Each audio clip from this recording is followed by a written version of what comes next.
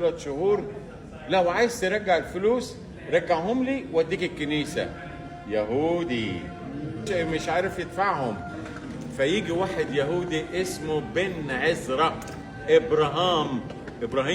ابراهيم من او بن عزرا، يقول له اتفضل ادي 20,000 واديني رهن ليا الكنيسه، وبعد شهرين بعد 3 شهور لو عايز ترجع الفلوس رجعهم لي واديك الكنيسه. يهودي خد الكنيسه واداله 20,000 وحول الكنيسه المعبد. هي مستطيله بس هد الانبل وراح عامل مصطبه في النص. هنا المصطبه دي اللي بيقف فيها عليها مين؟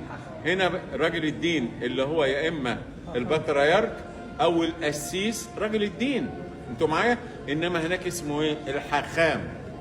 الحاخام يقف ويتلو الايات من العهد القديم اللي هو التوراه.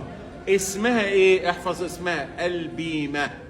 يبقى المنصه اللي بيقف عليها الحاخام اسمها البيمه، المنصه اللي بيقف عليها البطريرك او القس المسيحي اسمها الانبل، المنصه اللي بيقف عليها الشيخ في الجامع اسمه المنبر، وكل اصلا من الانبل اللي هو القبطي. جاء بعد 3 شهور قال له لو سمحت خد، قال له لا، قال له لو سمحت خد، قال له، فسابها له، وكان اسمه ميخائيل الثالث اللي هو البطريرك. واصبحت من ساعتها الى وقتنا هذه تطلق عليها معبد مين؟ معبد بن عزرا اللي هو الراجل اليهودي اللي اشتراها من البطريرك ميخائيل الثالث. وانت جوه وكلكم عارفين هتشوف الشمعدان اليهودي. ايه هو الشمعدان اليهودي؟ بيبقى 3 شمعدان يمين و3 شمعدان شمال، دلوقتي عاملين زي النجف، وفي النص النجمة السداسية. ايه الرمزية بتاعتها؟ يقول لك ان الرب خلق الكون في 6 ايام، احنا بنقول 7، هو يقول لك تعب بعد 6 ايام واستريح في اليوم السابع، عشان كده عمل 3 و3 وفي النص راح مستريح. ده بالنسبة ايه؟ للنجمة. ده المعبد اليهودي. وبمناسبة اليهودية في حاجة اسمها الجنيزة. ايه الجنيزة يا جماعة؟ عشان ما تتسألش وتعرف او ما تعرفش، لا لازم تعرف.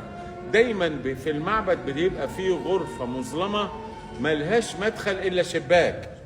ايه اللي بيحصل؟ بيرموا فيها اوراق. ايه الاوراق دي؟ الاوراق كل ما يخص اليهود في مصر بيتكتب في الورق ده.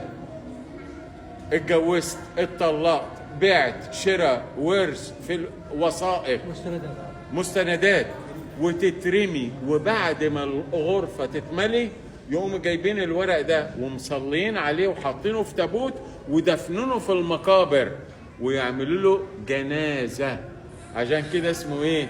الجنيزة. عايز تقرا وتعرف تاريخ اليهود في مصر؟ عليك بأبراج ايه؟ الجنيزة.